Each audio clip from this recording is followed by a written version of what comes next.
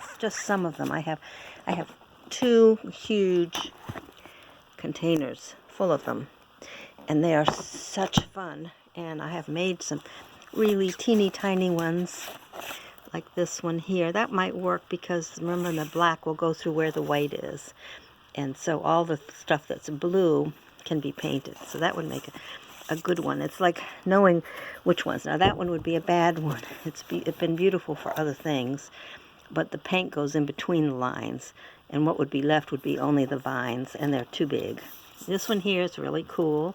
It would only give me the back, well, it would paint black or whatever color I wanted to use for the black background, and then all the dots I could use. This one here is another one that's probably got too much white in it. I'm thinking the best designs are the ones that have line art. This is usually one of my favorite ones, but again, it has too much white. Now this one's a Zentangle silkscreen that I made, huge, and I'm sure I could use some of that. It might end up being a little too black. The lines are too close together. So, and this one here I've used. In fact, I used this for a piece of pottery, and just to show you, I believe that piece of pottery is sitting right here because it cracked. There it is with this silk screen on it. And of course, not wanting to throw anything away, my shiny piece of pottery, which see the crack on the bottom? I even made a silk screen of my logo, and I put my logo on the bottom of some of my pieces. This one didn't fare well when it went through it was supposed to be a vase, and I ended up silk screening all over it.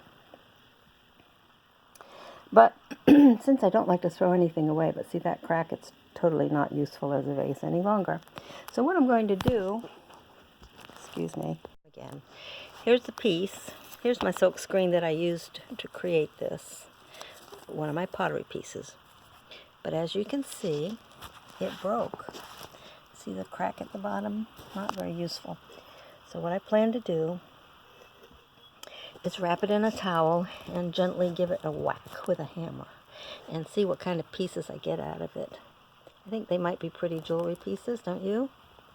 I kept it because originally I thought I would use epoxy, which is another medium that hardens over time, and then just paint it gold or something as a sort of a organic bezel around the pieces that I break off of here.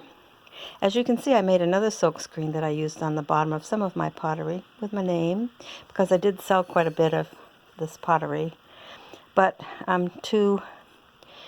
it doesn't appeal to me going to shows anymore and lugging this heavy stuff around. So anyway, just wanted to show you that I did use, that silk screen for that piece of pottery.